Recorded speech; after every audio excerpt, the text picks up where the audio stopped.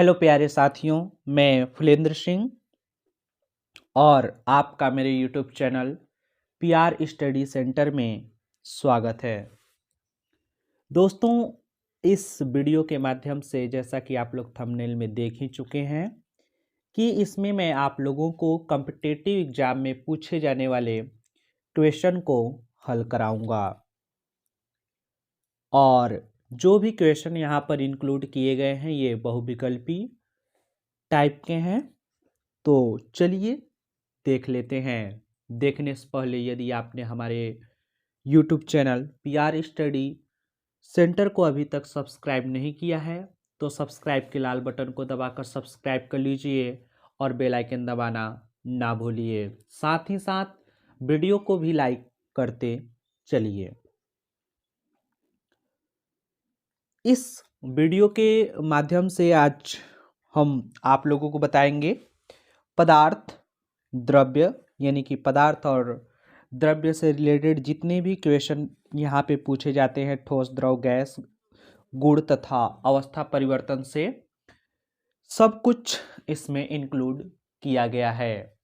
और इस वीडियो का जो प्रश्न है, ये प्रश्न 15 क्वेश्चन आप लोगों को इस वीडियो में देखने को मिलेंगे।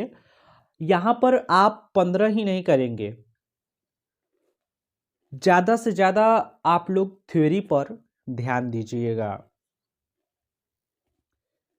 चलिए देखते हैं। यहाँ पे हमारा प्रश्न नंबर 1 है, द्रव की गैसीय अवस्था में होती है। देखिएगा यहाँ पर दिया गया था, द्रव की गैसीय अवस्था में होती है अधिकतम स्थितिज ऊर्जा, अधिकतम गतिज ऊर्जा, न्यूनतम गतिज ऊर्जा, इनमें से कोई नहीं। तो यहाँ पे हम गैसीय अवस्था की अगर मैं बात करूँ तो जो गतिज ऊर्जा होती है, गतिज ऊर्जा का क्रम समझिएगा पहले। जो गतिज ऊर्जा होती है वह गैस में सबसे अधिक होती है। किसमें? गैस में। और गैस से आगे चलते हैं तो गैस से फिर आता है हमारा द्रव, फिर इससे आगे चलते हैं तो आता है हमारा ठोस। तो इस वाले क्रम को आप लोग याद रखिएगा कि जो गैसीय अवस्था होती है उसमें अधिकतम गतिज ऊर्जा होती है। चलिए आगे की ओर हम लोग चलते हैं।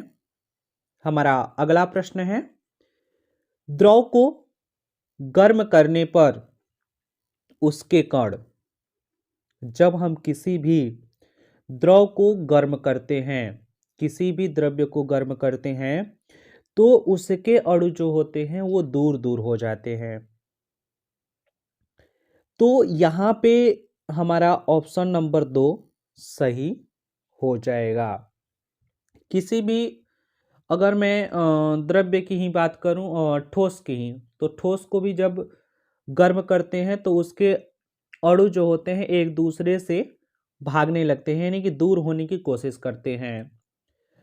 चाहे वो गैस के हों, चाहे द्रव के हों, चाहे ठोस के हों, सबके अणु क्या होते हैं? दूर होने का प्रयास करते हैं और द्रव के अणु दूर दूर हो जाते हैं। चलिए अगला क्वेश्चन है, प्रश्न संख्या 3 है, अनिश्चित आकार वाले पदार्थ कहलाते हैं। जो अनिश्चित आकार वाले पदार्थ होते हैं इसमें देखिएगा, जो पहला है वह आपका है द्रव। पहला जो है वो आपका है द्रव, और इसी में अगर मैं दूसरे की बात करूं तो दूसरा है गैस। दूसरा है गैस। तो आप लोगों को ध्यान में रहना चाहिए, जो अनिश्चित आकार होता है वो द्रव में भी होता है और गैस में भी। तो यहाँ पे हमारा ऑप्शन नंबर 4 सही हो जाएगा। चलिए अगले क्वेश्चन की ओर चलते हैं। हमारा अगला क्वेश्चन है, जिस ताप पर द्रव को वाष्प दाब वायुमंडलीय दाब के बराबर हो जाता है, यानी कि द्रव का वाष्प दाब वायुमंडलीय दाब के बराबर हो जाता है, को कहते हैं। पहला है हिमांक, दूसरा है क्वथनांक, तीसरा है गलनांक और चौथा है क्रांतिक ताप। तो यहाँ पे वायुमंडलीय दाब, जो वायुमंडलीय दाब होता है, वायुमंडलीय, जब द्रव का वाष्प दाब वायुमंडलीय दाब के बराबर हो जाता है तो इसे हम क्वथनांक कहते हैं। क्वथनांक, क्वथनांक जैसे किसी द्रव का क्वथनांक वह है कि वह पूरी तरह से गर्म होकर उबलने लगे, तो उसे हम बोलते हैं क्वथनांक। चलिए आगे के क्वेश्चन हम लोग देखते हैं। आगे का क्वेश्चन है, गर्मियों में घड़ों का जल निम्नलिखित प्रक्रमों में से किसके कारण ठंडा होता है? परासरण के कारण, विसरण के कारण, वाष्पोत्सर्जन के कारण और वाष्पन के कारण। तो दोस्तों यहाँ पे जो हमारा सही उत्तर हो जाएगा वह हो जाएगा वाष्पोत्सर्जन। चलिए अगले क्वेश्चन पे चलते हैं। अगला क्वेश्चन है, कणों के बीच कम, यहाँ पे थोड़ा सा मिस्टेक है, यहाँ पे कम लिख दिया गया है, काम लिख दिया गया है, यहाँ पे होना चाहिए कम आकर्षण बल होता है ठोसों में, द्रवों में और गैसों में। जो आकर्षण बल का क्रम होता है उसको सर्वप्रथम हम समझाएंगे। सबसे पहले ठोस में सबसे अधिक, फिर इससे कम जो होता है वो द्रव में होता है, फिर इससे कम गैस में। तो यहां पे जो हमारा पूछा गया है सबसे कम आकर्षण बल होता है, तो यहां पर देख रहे हैं गैस, तो यहां पे हमारा ऑप्शन नंबर 3 सही हो जाएगा। चलिए अगले क्वेश्चन पे चलते हैं। हमारा अगला क्वेश्चन है, ऊर्ध्वपातज पदार्थ हैं। ऊर्ध्वपातज पदार्थ ये होते क्या हैं? सर्वप्रथम हम इसे समझाने की कोशिश करेंगे। ऊर्ध्वपातज पदार्थ होते क्या हैं? जैसे किसी पदार्थ को गर्म करते हैं, गर्म करने पर वह सीधा वाष्प बन जाए, या वाष्प कहें या फिर सीधे गैस में परिवर्तित हो जाए। किसमें? गैस में। तो इस पदार्थ को हम लोग क्या बोलते हैं? ऊर्ध्वपातज। ये जो है गर्म करके सीधे किसमें परिवर्तित हो जाए? गैस में, गैसीय अवस्था में, बिना ठोस अवस्था में ही, तो इसे ऊर्ध्वपातज पदार्थ कहते हैं। ऊर्ध्वपातज पदार्थ जो होते हैं अमोनियम क्लोराइड और नेप्थलीन दोनों हैं, तो यहाँ पे ऑप्शन नंबर 3 हमारा सही हो जाएगा। चलिए अगले क्वेश्चन की ओर चलते हैं। हमारा अगला क्वेश्चन है, आकार और आयतन निश्चित नहीं होता है। आकार और आयतन निश्चित नहीं होता है। तो देखिएगा यहाँ पे जो आकार और आयतन की बात करते हैं, जिसमें न तो आकार होता है न तो आयतन, यह आपका होता है गैस। क्या होता है? गैस। जो गैसीय अवस्था होती है, गैसीय अवस्था में न तो आकार निश्चित होता है न तो आयतन निश्चित होता है। ये जिस बर्तन में रखे जाते हैं उसी का आकार और आयतन ग्रहण कर लेते हैं, और इनके जो अणु होते हैं यह अत्यधिक हैं, जिनके कारण इन्हें कंप्रेस किया जा सकता है। तो यहां पे हमारा ऑप्शन नंबर 3 सही हो जाएगा। चलिए अगले क्वेश्चन की ओर।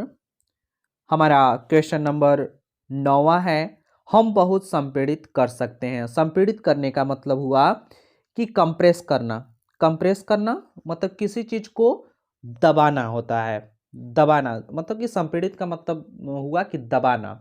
तो यहाँ पर देखिएगा कि जिनके अणुओं के बीच खाली स्थान अधिक होगा उनको दबाया जा सकता है, और जिनके पास सही नहीं है उनको क्या किया जा सकता है, उन्हें दबाया नहीं जा सकता। तो यहाँ पे सबसे अधिक किसको दबाया जाता है, किसके अणुओं को दबाया जा सकता है, तो वह गैस के अणुओं को दबाया जा सकता है। तो यहाँ पे हमारा ऑप्शन नंबर 3 सही हो जाएगा कि यहाँ पे गैस को अत्यधिक संपीड़ित किया जा सकता है। संपीड़ित करने का गुण जो होता है वो गैसों में ही पाया जाता है। दोस्तों, यहां तक आप लोगों को वीडियो कैसा लगा? अगर सही लगा है या फिर इंफॉर्मेटिव आप लोगों को लग रहा हो कि ये इंफॉर्मेटिव है, तो आप लोग ज्यादा से ज्यादा इस वीडियो को लाइक करें और अपने मित्रों तक शेयर जरूर करें। चलिए आगे हम लोग देख लेते हैं पदार्थ के कणों। जो पदार्थ के कण हैं, पदार्थ के कणों के मध्य स्थान होता है, ये तो बिल्कुल सही है। के मध्य आकर्षण बल होता है, ये भी सही है। में गतिज ऊर्जा होता है, मतलब कणों में गतिज ऊर्जा होती है, ये भी सही है। उपरोक्त में सभी, तो हमारा यहाँ पे ऑप्शन नंबर 4 जो होता है यह बिल्कुल ही सही है कि उपरोक्त जितने भी ऊपर दिए गए हैं वह सभी सही हैं। किसी भी पदार्थ की बात करें उसमें जो हमारा सिस्टम है तो वहां पे उनके अणुओं के बीच जो होता है, उनके कणों के बीच मध्य स्थान होता है, उनके कणों के बीच स्थान होता है। उसमें आकर्षण बल भी होता है, गतिज ऊर्जा भी होती है, और यहाँ पर जो ऑप्शन नंबर 4 दिया गया है उपरोक्त सभी, तो ये जो ऊपर दिए गए हैं ये सब क्या हैं, पदार्थ के कणों से रिलेटेड हैं और सभी सही हैं। चलिए अगले क्वेश्चन पर चलते हैं। हमारा अगला क्वेश्चन है जलती हुई अगरबत्ती की सुगंध दूर तक फैल जाती है, कैसे फैलती है?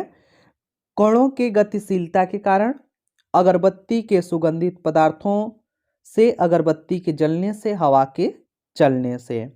तो दोस्तों यहाँ पे हमारा जो सही उत्तर हो जाएगा वह हो जाएगा कणों की गतिशीलता के कारण। चलिए अगले क्वेश्चन पे, हमारा अगला क्वेश्चन है कणों के मध्य सबसे कम स्थान होता है, मतलब कि ठोस में, द्रव में और गैस में। जो हम स्थान की बात करते हैं सबसे कम, तो सबसे कम जो स्थान होता है वह ठोस में होता है। किसमें? ठोस में। फिर ठोस से चलते हैं तो गैस में।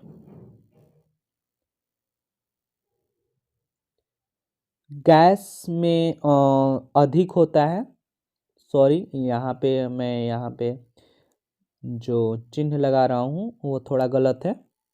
गैस में सबसे ठोस में सबसे कम, इसके बाद में आता है हमारा द्रव, और सबसे अधिक जो होता है वह गैस में होता है स्थान। तो यहाँ पे सबसे कम पूछा है, सबसे कम स्थान होता है तो वह ठोस में होता है, तो यहाँ पे ऑप्शन नंबर 3 हमारा सही हो जाएगा। चलिए आगे की ओर। आयतन निश्चित होता है, आकार नहीं। आयतन निश्चित होता है और आकार नहीं। आयतन निश्चित, आकार नहीं। तो यहाँ पे हमारा क्या हो जाएगा? द्रव, यानी कि ऑप्शन नंबर 2। द्रवों में जो होता है आयतन निश्चित होता है और आकार नहीं। चलिए अगले क्वेश्चन की ओर चल। यहाँ पे हमारा क्वेश्चन नंबर 14 है, किसी ठोस को सीधे गैसीय अवस्था में बदलना कहलाता है वाष्पन, ऊर्ध्वपातन, संघनन और संगलन। तो दोस्तों यहाँ पे हमारा जो सीधे गैसीय अवस्था में ठोस से सीधा गैस, तो ठोस से हम सीधा गैस में जब परिवर्तित करते हैं, ठोस से सीधा गैस में, तो वह क्या कहलाता है, यह क्रिया कहलाती है ऊर्ध्वपातन। क्या कहलाती है? ऊर्ध्वपातन। तो यहाँ पे ऑप्शन नंबर बी हमारा सही हो जाएगा, यानी कि दूसरा। यहाँ पे हमारा लास्ट क्वेश्चन है जो कि क्वेश्चन नंबर 15 है। हमारा क्वेश्चन नंबर 15 कह रहा है, ऊर्ध्वपातन द्वारा शुद्ध किया जाता है। क्या क्या चीज हम शुद्ध कर सकते हैं? यहाँ पे दिया है नौसादर, नमक, सल्फर और पेट्रोल। तो यहाँ पे ऊर्ध्वपातन द्वारा हम सिर्फ नौसादर को शुद्ध कर पाते हैं। दोस्तों इसी के साथ वीडियो को हम यहीं पे ओवर करते हैं, और यदि आपने अभी तक इस वीडियो को लाइक नहीं किया है तो लाइक के बटन को दबाकर लाइक कर लीजिए, चैनल को सब्सक्राइब कर लीजिए, साथ ही साथ बेल आइकन को भी प्रेस कर दीजिए। धन्यवाद। मिलते हैं अगले वीडियो में, तब तक के लिए जय हिंद।